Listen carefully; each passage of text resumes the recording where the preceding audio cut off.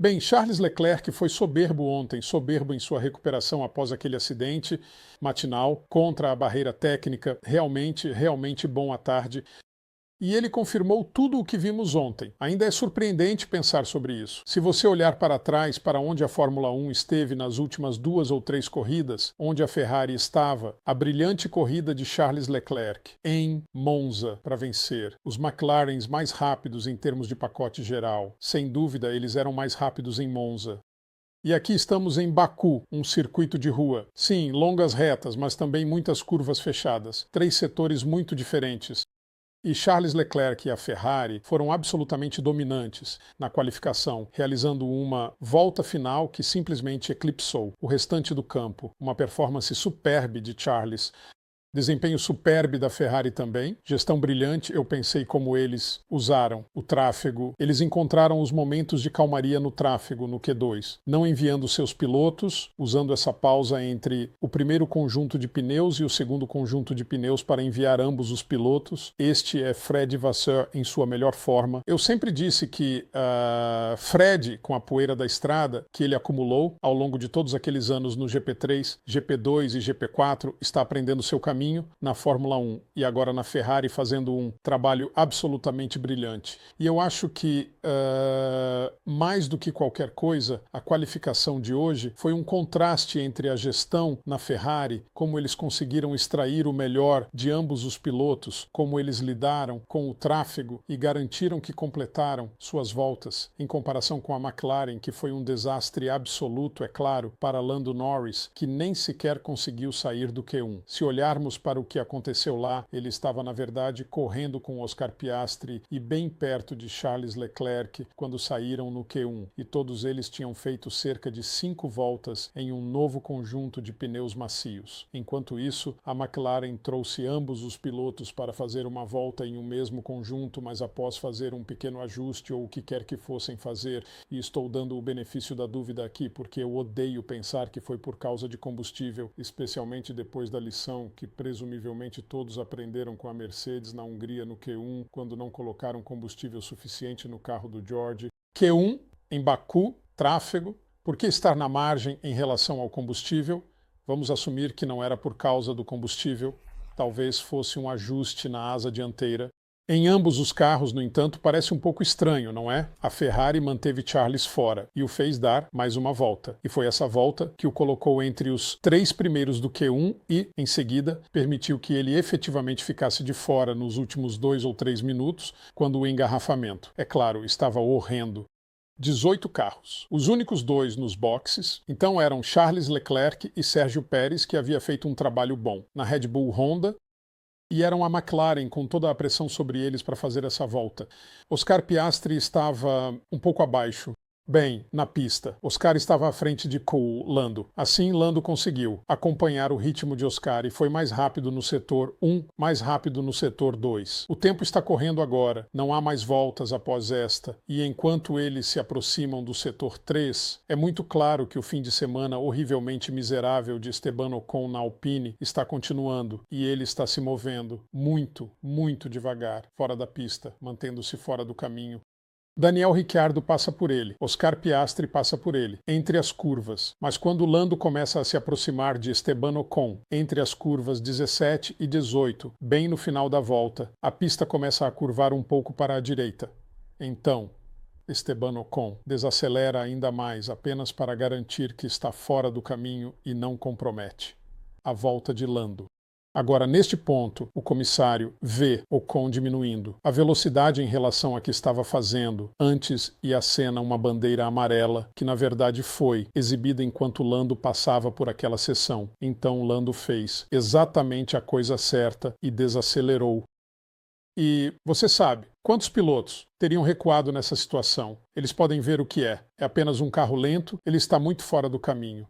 E Lando recuou, fez a coisa certa, perdeu a volta e simplesmente foi direto para os boxes e houve conversas depois disso. Na McLaren, culpando os comissários, culpando os oficiais, dizendo que deveria ter sido uma bandeira branca e não uma bandeira amarela. Mas eu contra-argumento dizendo que se você é um comissário e vê um carro lento ficando ainda mais lento, de repente, e lembre-se, Ocon já parou na pista. 2 vezes neste fim de semana. Quero dizer, ele não completou nenhuma volta. Eu poderia ter colocado o amarelo naquela situação. Há um carro muito rápido vindo. Parece que ele vai parar. Coloque o amarelo para fora, ele está continuando. Você vê os amarelos aparecendo por alguns segundos e depois desaparecendo. De fato, naquela volta, quando Esteban teve problemas com a unidade de potência, eu acho, ele estava muito lento nas curvas 4 e 5, e eles também colocaram o amarelo. E os dois, pilotos da Haas Ferrari, Nick Hülkenberg e Ollie Bearman, pegaram o final do amarelo naquela parte da pista. Então, isso já tinha acontecido naquela volta. Portanto, não deveria ter sido uma surpresa para ninguém na área dos boxes. Então, eu acho que é um pouco injusto e desnecessário que a McLaren critique os comissários por isso, porque no final das contas isso se enquadra na questão da segurança e todos na Fórmula 1 são constantemente treinados para serem o mais conscientes possível em relação à segurança. Eles falam muito sobre sorte e você poderia dizer que de certa forma isso foi má sorte para Lando Norris. Você faz a sua própria sorte e sempre há uma causa e uma razão para tudo. E a razão pela qual Charles Leclerc não estava naquela posição, por exemplo, é que quando havia 18 carros na pista, ele estava na garagem e ele estava na garagem, porque Fred Vasseur havia dito aos engenheiros para garantir que eles conseguissem um tempo de volta dele em um único conjunto e eles não queriam que ele saísse quando o tráfego estivesse no seu pior final. E era isso que a McLaren deveria ter feito, porque trouxeram os dois pilotos com o que quer que fosse 5 minutos para o final. Foi inacreditável, porque era o Q1, eles facilmente passariam. Lando teria se qualificado em terceiro hoje. Ele provavelmente teria superado Carlos Sainz. Ele estava realmente rápido, e foi mais rápido que Oscar. Por que eles não o mantiveram na pista para fazer aquela volta com aquele conjunto de pneus usados? Em vez de trazê-lo para fazer um ajuste, ambos os pilotos entraram para fazer um ajuste e saíram. Foi como uma volta e você vai piscar e vai perder. Então esse foi o grande contraste para mim. A outra coisa foi Max Verstappen. Como você disse ontem, Sérgio Pérez está se saindo muito bem no carro, parecendo o velho Sérgio. Muitos créditos devem ser dados a Robbie Wilson por isso. E como você sabe, na transmissão ao vivo, eu tenho dito, sempre que alguém pergunta o que você acha do Sérgio, ele deveria ser demitido da Red Bull. Eu sempre disse, olhe, o cara tem talento. O que eles precisam fazer é enviá-lo para Robbie Wilson por alguns dias, na pausa de agosto. Inacreditavelmente foi isso que eles fizeram. Inacreditavelmente. Agora, todo o crédito para o Robbie, ele está muito mais estável ao entrar nas curvas. Claro, ele está em um circuito onde é fácil dizer, ele gosta, ele vai bem aqui, um pouco como as pessoas dizem sobre Charles Leclerc. Ele ama Baku. Quero dizer, Baku, claro, lembrando, estou um pouco perdido aqui, mas lembre-se de que Baku foi o circuito em que Charles Leclerc correu, quase imediatamente após a morte de seu pai. Ele estava na Fórmula 2 na época. E ele não apenas venceu a corrida principal, mas quase venceu a corrida sprint também. Uma conquista incrível. Então sim, Baku significa muito para ele. Mas voltando a Sérgio Pérez, a razão pela qual ele é tão bom em Baku, como já disse muitas vezes, é por causa das curvas de 90 graus no setor 1. Essas curvas são absolutamente feitas sob medida para o talento de Sérgio Pérez. Ele é realmente bom, desde, eu ia dizer, do ápice até a saída, mas é até antes do ápice, porque a curva é tão larga, especialmente a curva 1, e a curva 2 não é ruim. Tem uma entrada larga e uma saída estreita ali, mas ambas são perfeitas para o Sérgio. Ele simplesmente ajusta o carro perfeitamente antes do ápice, com uma entrada ampla, nada sobre curvas curtas aqui, mas ele é tão bom na forma como coloca a potência, e eles adoram mostrar essas imagens dos carros saindo. E quão perto eles estão chegando do guardrail. Bem, é claro que é uma coisa fazer isso quando o carro está meio fora de controle.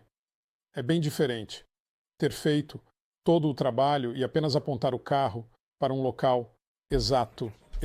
Uma moedinha pequena que você está apenas olhando, você vai dirigir o carro para isso. Como o Fangio disse uma vez, todo mundo fala sobre quão preciso eu sou nas saídas, mas ele disse que tudo que estou fazendo é olhar para aquele pequeno ponto que quero atingir e lá vou eu atingindo o ponto. Sim, está a medir a 1 milímetro da proteção. Bem, 1 milímetro, 10 milímetros. Que diferença faz? Se você entende o que quero dizer, é apenas direcionar para aquele ponto. E é isso que o Pérez faz tão bem.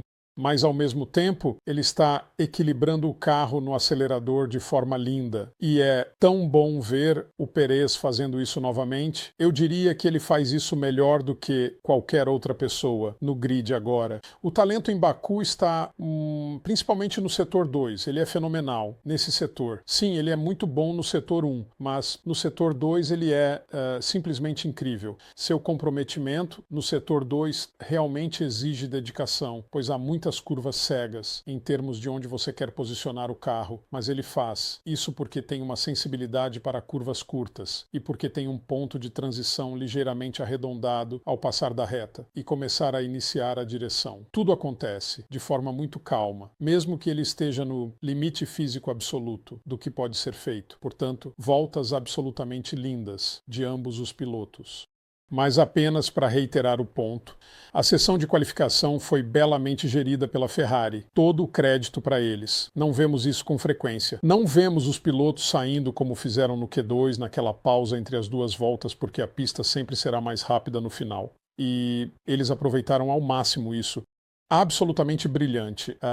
E claro, isso gera confiança para o piloto também, porque se ele está saindo e a cada vez que sai tem uma pista relativamente livre e está fazendo voltas e o carro está indo cada vez mais rápido, isso se acumula, não é depois de um tempo. Max Verstappen, sim, voltando a Max, ele não estava feliz com o carro. Ele estava bastante bom, quero dizer. A propósito de ontem, e como Slade não era uma linha reta, sim, eles fizeram o que fosse, motor, aerodinâmica, deram a ele velocidade em linha reta e ele estava lá em cima com todos hoje e não há desculpa em termos de velocidade máxima agora para Max Verstappen, mas ao fazer isso, ele estava reclamando no Q1 sobre o carro, sobre a traseira solta que estava por toda parte. E imprevisível, e ainda assim Max estava tirando o melhor disso, fazendo um trabalho muito bom de equilibrar as variáveis, como costumamos dizer. Mas não é um circuito fácil. Para um piloto, se o carro não lhe agrada, não é um circuito fácil para um piloto como Max se manter no topo e extrair o melhor dele, porque em comparação com o Sérgio Pérez, ele ainda está carregando um pouco mais o carro nas curvas de 90 graus, do que Pérez antes do mais lenta o ponto de velocidade mínima, e a partir desse momento ele tem um pouco mais de carga no carro na saída também, então ele está realmente acentuando o leve. Bem, o problema de sobreesterço que ele chamou de leve está pulando por toda parte no eixo traseiro, acho que foi isso que ele disse. Acho que isso se soma ao sobreesterço, possivelmente com um pouco de vibração aerodinâmica também, e Pérez estava por cima disso, porque ele é simplesmente muito bom nesses tipos de curvas. Como sempre disse, essas curvas de 90 graus são feitas sob medida para ele. Então Max estava no limite da como pode dirigir e ele sempre foi rápido, no setor 2, sempre rápido e sempre lá em cima. Quer dizer, Charles estava rápido naquela última volta, mas eu acho que na última volta do Q3, Max já tinha tido um grande momento no seu primeiro conjunto no Q3, ao passar sobre o meio-fio e danificou o assoalho e foi isso. Mas seu grande momento, aquele momento, foi perto do final de sua primeira volta na Q3. Ele perdeu o controle na curva 16, a rápida curva à esquerda, saindo sobre o meio-fio. E isso o deixou 3 km por hora mais lento ao passar pela curva. E então ele estava cerca de 4 km por hora mais lento ao cruzar a linha de chegada. E essa foi a sua primeira volta. E então, na segunda volta, eu acho que o assoalho, provavelmente vamos descobrir que o assoalho estava danificado e ele nunca conseguiu extrair o melhor do carro depois disso. Então eu acho que, sim, Pérez foi realmente, realmente bom. E eu acho que uma das razões pelas quais Max saiu da pista é porque Pérez estava tão bom quanto ele. E eu acho que quando Pérez está em sua melhor forma e Max está um pouco confuso sobre para onde deve ir a seguir porque o carro não está se sentindo certo, é quando vemos os erros surgindo. Você não pode tirar isso dele porque ele é um piloto de corrida e está no limite. E foi uma defesa linda, na verdade, uma defesa inacreditável. Ele colocou o carro em um ângulo incrível, mas se Pérez tivesse sido o seu habitual piloto do meio do pelotão, talvez Max não tivesse feito isso, talvez não. Mas é interessante o efeito de um companheiro de equipe. Eu sempre disse que se o companheiro de equipe é rápido, não é o que um Lewis, um Max ou um Charles deseja, como aconteceu hoje. Carlos Sainz fez um trabalho realmente bom em um momento. Acho que foi no Q2, Charles estava dizendo, mas sabe, eu continuo perguntando se posso ter alguém na minha frente. Em outras palavras, se ele puder ter um toque. E eu pensei que praticamos isso o fim de semana todo. Sim, mais ou menos. E Carlos então veio pelo rádio e disse: Bem, você sabe, ele continua não estando lá quando estou, pronto para lhe dar o vácuo. E, coitado, parecia que Carlos realmente tentou muito dar um vácuo para Charles Leclerc na Q3, em sua segunda volta na Q3, e talvez tenha comprometido um pouco sua volta. Provavelmente não, mas quando tudo isso está acontecendo, e talvez não tenhamos ouvido nenhuma comunicação de rádio dizendo isso, mas talvez Carlos estivesse tentando ajudar Charles ou algo assim, talvez isso o tenha comprometido um pouco. De qualquer forma, achei que ele fez um trabalho muito bom. Carlos Sainz no outro carro, e ele está em boa forma para amanhã. O P3 não deve ter prejudicado sua confiança. E então temos Oscar Piastri, que conseguiu fazer a volta bem no final. A McLaren teve sorte que ele fez isso, pois se ele e Lando tivessem permanecido na pista no Q1, acho que ambos teriam ido mais rápido e teriam se classificado confortavelmente para o Q2 se não tivessem ido para a garagem. É, assim que parece. Quero dizer, se Charles pudesse fazer isso, aqueles dois com certeza também poderiam, com aqueles carros. Um Oscar depois sem Lando, sim, teria sido um campo de qualificação um pouco diferente para ele, porque a McLaren, ele estava carregando a McLaren nos ombros naquela época, toda a representação, toda a conversa sobre qualquer política e o ter que ceder posições para Lando agora está completamente fora de questão. O que é, obviamente, um alívio do ponto de vista de Oscar. E é um ótimo circuito para Oscar. Ele é muito, muito bom lá. Incrivelmente preciso. E sim, não muito longe de Pérez em termos de aplicação de potência. E não muito longe de Leclerc, na forma como ele entra nas curvas. É simplesmente lindo de assistir. E tudo o que ele fez foi sistemático e correto. E ele simplesmente ficou mais rápido e mais rápido. E a pista estava bem rápida no final do Q3. Mesmo que Max nunca tenha conseguido vê-la assim, e com um novo conjunto de pneus macios, ele foi fenomenal no final. Uma volta fabulosa de Oscar Piastri também. Sim, Charles Leclerc, 41.3, última tentativa no Q3. Oscar Piastri, 41.6. Muito bom, eles estavam lado a lado, 41.6. E então Charles Leclerc saiu para fazer 41.3, volta fabulosa. Carlos fez 41.8, como eu disse, um pouco comprometido. Sérgio Pérez, uma volta muito boa também. Ele foi mais rápido. No Q3 e melhorou na segunda tentativa, fez tudo na progressão certa, enquanto Max estagnou e retrocedeu um pouco.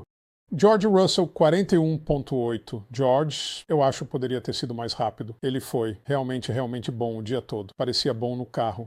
Mas, como muitos pilotos, ele perdeu temperatura nos pneus e ficou fora de sincronia ao entrar na última volta do Q3. Alex Albon fez um trabalho muito bom na Williams Mercedes. Eles saíram, quero dizer, não é a primeira vez que vemos coisas desajeitadas acontecendo na gestão da Williams.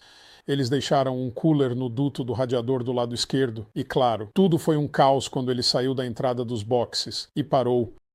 E isso atrasou. Pessoas como Lewis, pessoas como Max, pessoas como George. E você já tirou as capas dos pneus até então, você está na área dos boxes, está saindo e precisa parar. E é nesse momento que a temperatura sai dos pneus. E alguns carros são obviamente mais sensíveis a esse tipo de variação de temperatura do que outros.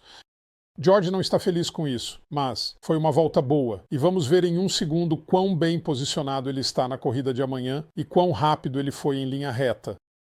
Max Verstappen 42.0. Falamos sobre ele, Lewis. Sim, você sabe, simplesmente. Não parecia que ele iria fazer algo mais do que onde você o vê na grelha, apenas ali ou ali perto com seu antigo parceiro de sparring, Fernando Alonso, logo atrás dele. Ele fez um trabalho bastante bom na Aston Martin. Se você olhar o quão longe Lance Stroll está e quão rápido Stroll tem sido em Baku em vários momentos no passado, uma boa volta de Fernando como sempre, como esperaríamos de Fernando.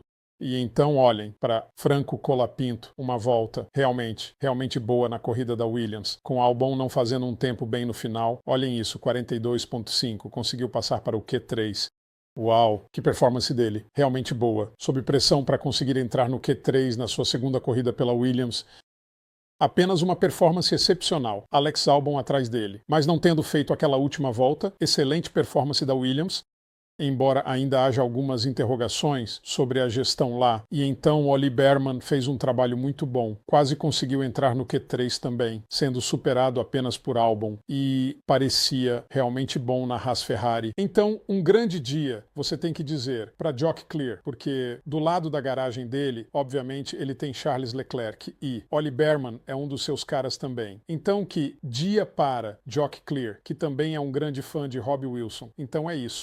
Então, aqui estamos, essa é a qualificação. Vai ser uma corrida interessante amanhã. Obviamente, Charles Leclerc, na teoria, deve conseguir levar essa sem a pressão real que ele teve. Bem, ele não teve pressão em Monza porque ninguém achava que ele iria ganhar em Monza. Quero dizer, certamente ele não tinha o carro para ganhar em Monza. A McLaren tinha o carro para ganhar em Monza, mas ele ganhou em Monza porque pilotou tão bem, gerenciou os pneus tão bem e não caiu na armadilha como os pilotos da McLaren de correr um contra o outro. Bem, Oscar Piastri não vai ter esse problema amanhã. Ele não vai ter que competir com Lando Norris. E será interessante ver como os dois se enfrentarão amanhã em termos de corrida. Carlos Sainz, eu acho, está bem posicionado para aproveitar qualquer imprevisto ou qualquer outra situação que possa ocorrer. Se ele tiver uma corrida boa e limpa, pode obter um resultado bom amanhã. E o mesmo se aplica a Sérgio Pérez. Ele pode ter uma corrida muito boa amanhã. E também a George Russell, que será super rápido em linha reta, então há muito acontecendo ali. Se Max conseguir passar pelas primeiras curvas sem que as asas dianteiras sejam danificadas ou algo do tipo, e ele tiver Lewis atrás dele, então ele deve ficar bem, a menos que haja algum tipo de drama. Franco Colapinto faz uma largada inacreditável e mergulha por dentro, ultrapassando 5 carros. Isso pode acontecer, assim como Ollie Behrman pode. De qualquer forma, eu não sei. Eles parecem ser pilotos muito calmos e lógicos, com os pés no chão, o que é uma coisa boa. Então sim, deve ser interessante. Vamos dar uma olhada nisso amanhã, após a corrida. Obrigado por assistir, como sempre. Agradecimentos a Jetcraft, a OEM Exclusive e a Track Ninja pelo apoio a este canal. E claro, a você, o espectador, por assistir. Até amanhã.